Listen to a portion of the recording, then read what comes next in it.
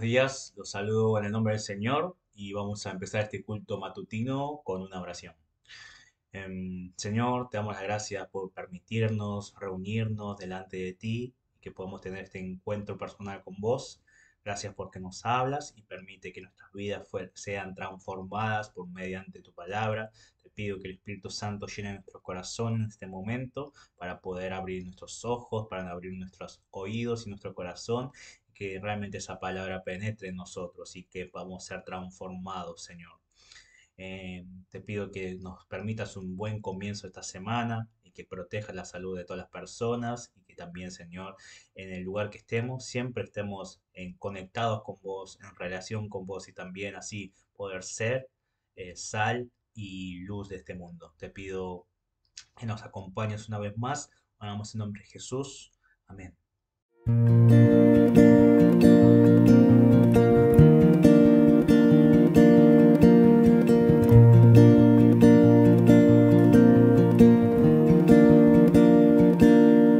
Al mirarte, lo que hiciste por mí, ya no hay duda, bueno eres tú. Tú te diste en la cruz a morir sin medida, bueno eres tú. Y confiaré en tu amor, confiaré en tus promesas, confiaré en que sigues siendo Dios. Sé que en mi debilidad tu poder se manifiesta, confiaré en ti, Señor. Ya vacía esa tumba está, has vencido, bueno eres tú. Y en el trono, sobre todo tú estás, Rey de Reyes, bueno eres tú. Y confiaré en tu amor, confiaré en tus promesas, confiaré en que sigues siendo Dios. Y sé que en mi debilidad tu poder se manifiesta, confiaré en ti, Señor. Confiaré en ti, Señor.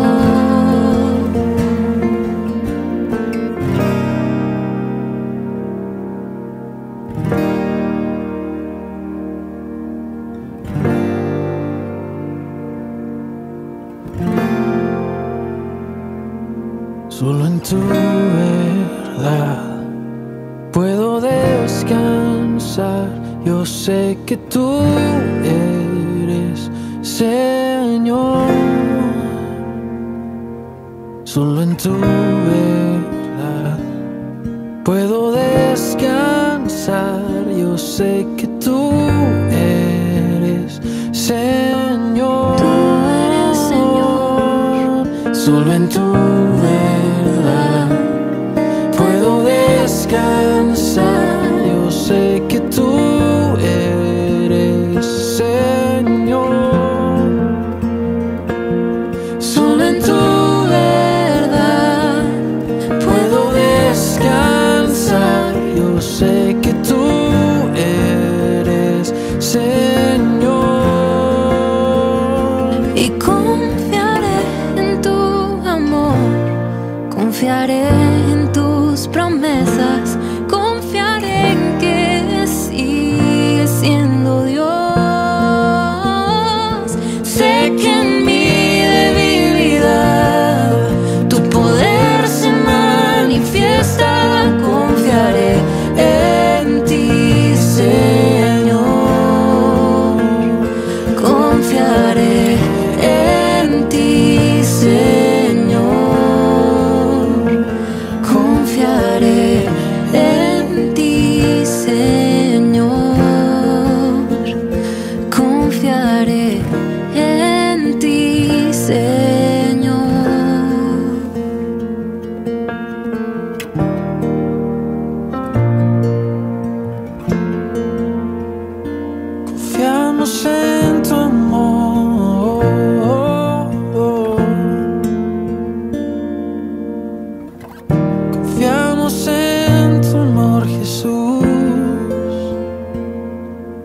Señor, hoy disponemos nuestro corazón para confiar en ti.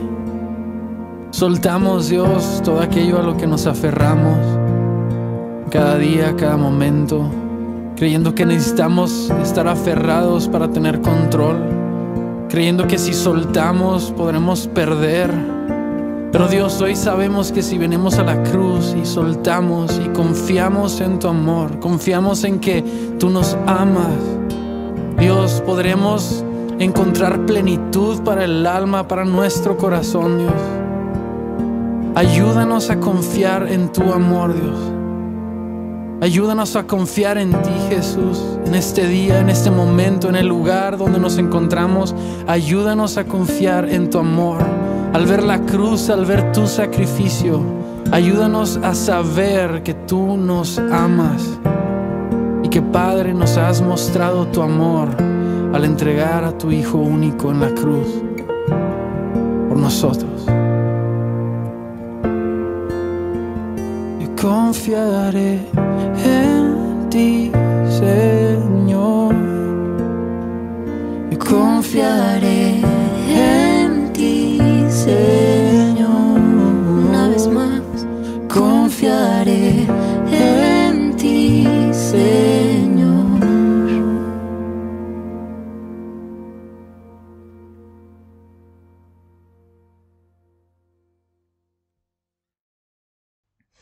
Vamos a leer el pasaje de hoy. Es Primera Pedro, capítulo 4, versículo 16. En Primera Pedro, capítulo 4, versículo 16, es un solo versículo. Vamos a leer todos juntos. Dice así: Pero si alguno padece como cristiano, no se avergüence, sino que glorifique a Dios por ello. Amén. Esta semana vamos a hablar de diferentes características de los cristianos y una de las características que me gustaría compartir en el día de hoy es que los cristianos no se avergüenzan de Cristo, ¿no? No sé si alguna vez ustedes tienen experiencia de haber pasado momentos engorrosos, momentos de vergüenza. Yo tengo varias. Y hoy me gustaría contar una de mis experiencias muy vergonzosas que no pasó hace mucho tiempo, un poco para romper el cansancio del lunes, ¿no? Me acuerdo que hace dos años atrás comencé el seminario por online y estaba escuchando una clase por Zoom y esa clase se trataba de alguna manera un acercamiento de cómo nosotros deberíamos aceptar diferentes culturas que hay alrededor del mundo.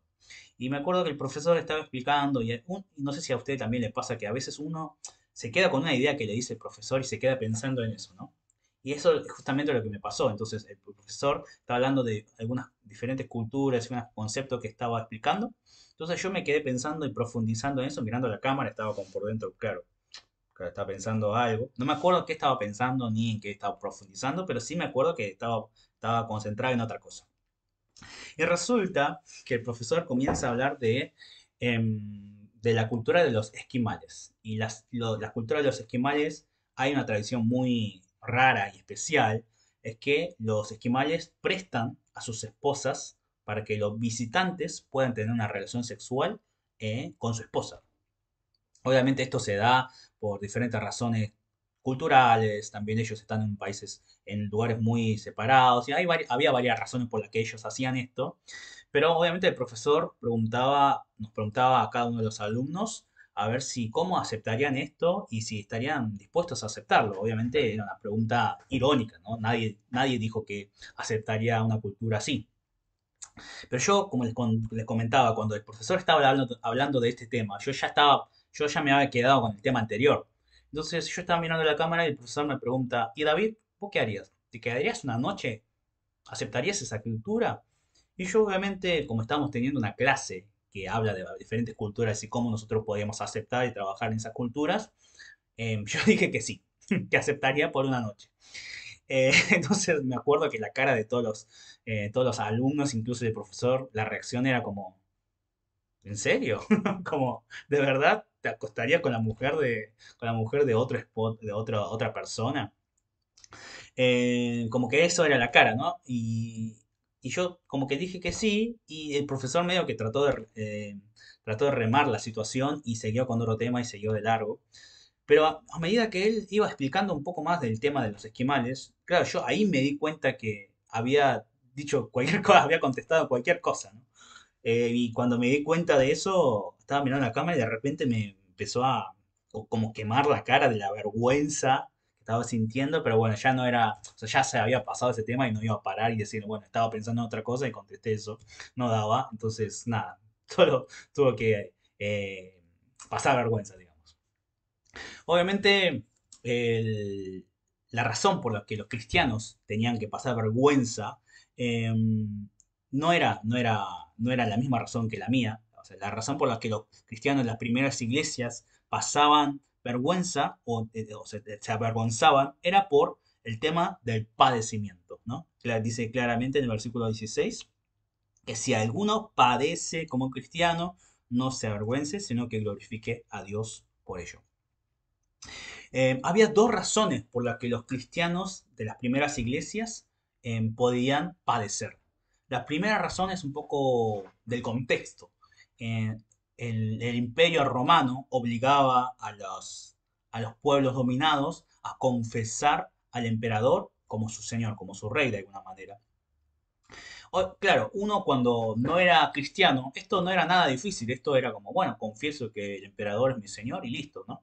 Pero una vez que uno se convertía en cristiano y entendía que Jesucristo era el rey, que Jesucristo era el señor de todas las personas, obviamente ahí ya no era lo mismo, ahí había una dificultad.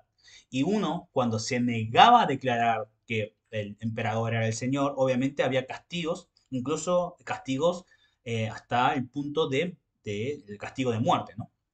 Entonces, en esos momentos algunos cristianos se avergonzaban de ser cristianos y negaban serlo, o bueno, trataban de salir de diferentes maneras. Entonces Pedro habla acerca de esto, lo que estaba pasando. La otra razón por la que los cristianos de las primeras iglesias podían padecer venía de las personas que estaban a su alrededor. Si nosotros vemos en el versículo 3, vemos muy bien cómo vivían las personas antes de creer a Cristo. Dice así, baste ya el tiempo pasado para haber hecho lo que agrada a los gentiles, andando en las vicias, concupiscencias, embriaguez, orgías, disipación y abominables idolatrías, ¿no? O sea, los cristianos, antes de ser cristianos, vivían de esta manera, de manera pecaminosa, pero dice en el versículo 4, a estos, los que estaban alrededor, a estos les parece cosa extraña que vosotros no corráis con ellos en el mismo desenfreno de disolución y os ultrajan. Yo me quedé pensando qué significa ultrajan y en otras versiones dice que los insultaban, ¿no? Entonces, de una manera pasado a criollo pasaba esto. Imagínense que hay un flanito A y hay un flanito B y este se convierte en cristiano, pero estos andaban juntos antes. Entonces, de repente, el cristiano, flanito A que se convirtió en cristiano, dejaba de hacer lo que hacía junto con el flanito B. Entonces, el flanito B que decía, ¿qué te haces? ¿Qué te haces el cristiano? ¿Qué te haces el diferente si vos vivías de la misma manera que yo y de repente te venís a hacer el buenito, el santito? ¿Qué te haces, no? Eso es lo que pasaba. Entonces, de alguna manera, las personas que estaban alrededor de estos cristianos insultaban a los cristianos por de repente vivir una vida diferente a lo que ellos solían vivir. Pero la Biblia, cuando los cristianos pasan por estos momentos de padecimiento, dice que nos acordemos que primeramente Cristo padeció. Si vemos en el versículo 1, dice así, puesto que Cristo ha padecido por nosotros en la carne, vosotros también armaos del mismo pensamiento, pues quien ha padecido en la carne terminó con el pecado, ¿no? Entonces, la Biblia, cuando nosotros pasamos por momentos de padecimiento, estamos por pasar vergüenza de alguna manera, nos llama a que primero nos acordemos que Cristo padeció antes que nosotros. No sé si alguna vez ustedes pensaron o sintieron esto. Cuando uno lee los evangelios, se da cuenta que se da cuenta que Jesús es muy directo, ¿no? con los fariseos o con las personas, es muy directo y él no tiene miedo a entrar en choque, digamos, en discusión. Pero si Jesús se hubiera abstenido a declarar que él era el Hijo de Dios, es probable que las personas lo hayan amado y lo hayan idolatrado de una manera impresionante, porque Jesús tenía poder, sanaba a los enfermos, le daba comida a miles de personas, sus enseñanzas eran de otro nivel, nunca habían escuchado una enseñanza tan buena, hacía milagros y resucitaba personas. Entonces, a Jesús poder no le faltaba y las personas estaban medio enloquecidos por el fenómeno de Jesús, ¿no? Pero sin embargo, Jesús todo el tiempo declara que Él es Cristo y eso hace entrar a Jesús a ciertos momentos en que lo quieren matar, lo quieren apedrear y un montón de cosas y al final termina siendo crucificado. Pero imagínense si Jesús no hubiera dicho todo eso, es probable que Jesús no haya tenido la necesidad de padecer, ¿no? Pero sin embargo, para Jesús, lo más importante, la prioridad de Jesús era vivir como Cristo. Y él nunca dudó en declarar que él era el Cristo. Em, entonces, nosotros viendo esto, también nos podemos pensar esto. Cuando nosotros hablamos de avergonzarnos o hablamos de padecimiento, ¿y cuándo nosotros padecemos por ser cristianos? Esa es otra pregunta que nosotros nos podemos hacer, ¿no? Obviamente hay ciertas partes del mundo en donde ser cristiano implica recibir castigos severos culturalmente, legalmente también, pero son lugares muy particulares. Obviamente en las iglesias, las primeras iglesias sí tenían ese tipo de problema como le había explicado anteriormente, pero en general, en la vida cotidiana de nuestras vidas, por ser cristiano nosotros no recibimos muchos castigos ni padecemos por ser cristianos, ¿no? Entonces uno se puede preguntar, ¿pero qué significa entonces padecer y avergonzarse por Cristo? Yo creo que lo que significa esto para nosotros es cuando nosotros ponemos a Dios en las últimas prioridades. Poner a Dios en las últimas prioridades, eso significa avergonzarnos de Cristo. Le voy a dar un ejemplo. Por ejemplo, yo cuando era chiquito, cuando tenía 13 a 15 años, mi papá es pastor y en ese momento también. Y justo cuando habíamos llegado a Argentina, en la iglesia había muchos problemas económicos, había personas que se estaban robando la plata de la iglesia, bueno, había muchos temas por el medio y que era muy, muy heavy, ¿no? Y mi papá, obviamente, cuando vino, decidió en la fe de que a luchar por todos esos problemas y arreglar los problemas que había dentro de la iglesia. Y eso obviamente generó mucha polémica y mucha pelea dentro de la iglesia. Claro, yo estaba muy seguro que mis papás estaban luchando por una causa noble, pero uno cuando entra en polémica, de alguna manera terminan manchándose todos, ¿no? Las personas no quieren pensar quién es el bueno, quién es el malo, sino que al final y al cabo son todos problemáticos. Y me acuerdo que las primeras veces que cuando las personas me preguntaban quién era mi papá o qué iglesia iba, cuando hablaba de la iglesia y cuando incluso le decía que mi papá era el pastor de esa iglesia problemática, como que los ojos de las personas eran como, ah, este debe ser el hijo de ese pastor, ¿no? Entonces me acuerdo que en un momento dejé de decir qué iglesia iba, también obviamente menos hablaba de que mi papá era pastor de esa iglesia, porque tenía vergüenza, ¿no? Y cuando uno tiene vergüenza, lo que hace es esconder. Lo que hace es atrasar. Lo que hace es hacer que las personas no lo vean. Así, esto significa avergonzarse. Entonces, nosotros pensamos cómo nosotros nos avergonzamos de Cristo cuando nosotros dejamos a Cristo en los últimos lugares y hacemos primero otras cosas y dejamos a Cristo en los últimos lugares. O si volvemos a hablar de Cristo, para Jesús la primera prioridad era ser Cristo. Su primera identidad era ser Cristo. Y por eso tuvo que padecer todo lo que padeció. Entonces, si nosotros decimos que queremos ser cristianos, cristianos significa seguidores de Jesús, entonces nosotros cuando declaramos que somos cristianos estamos diciendo que estamos dispuestos a padecer por Cristo, poniendo a Cristo en el primer lugar, ¿no? Entonces ahora nos preguntamos, ¿nosotros nos avergonzamos de Cristo? Y yo creo que en muchos momentos de nuestras vidas sí nos avergonzamos de Cristo. Y claramente el apóstol Pedro nos llama a que no nos avergoncemos de Cristo, sino que glorifiquemos a Dios. Si el ejemplo que nosotros podemos encontrar del cristiano que no se avergonzó del padecimiento, sino que glorificó a Dios, es Esteban. Si nosotros vemos cuando a Esteban lo ponen en juicio y empieza a hablar de todo, él no se avergüenza de decir que Jesús era el Mesías que la Biblia estaba profetizando y que las personas fueron, los judíos mismos, fueron los que crucificaron y mataron a ese Mesías, pero que el Mesías, sin embargo, resucitó. Y por decir eso, y por ser cristiano, Esteban murió apedreado. Pero ¿cómo murió Esteban? ¿Murió avergonzado? ¿Murió humillado? Para nada. Si nosotros vemos hechos, vemos cómo Esteban muere con la cabeza en alta, cómo muere en gloria. Dice que cuando las personas estaban tirándole piedras y literalmente Esteban se estaba desangrando y muriendo por los piedrazos que recibía, él se arrodilla, abre sus brazos, mira hacia el cielo y ve la gloria de Dios y a Jesucristo que está a la diestra de Dios. Y él muere igual que Cristo, perdonando a las personas que estaban matándolo a él, ¿no? Y él de esta manera glorifica a Dios.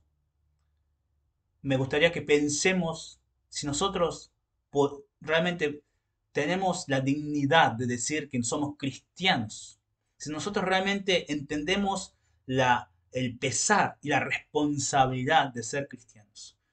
Dios obviamente nos da fuerza para que nosotros podamos no avergonzarnos, ¿no?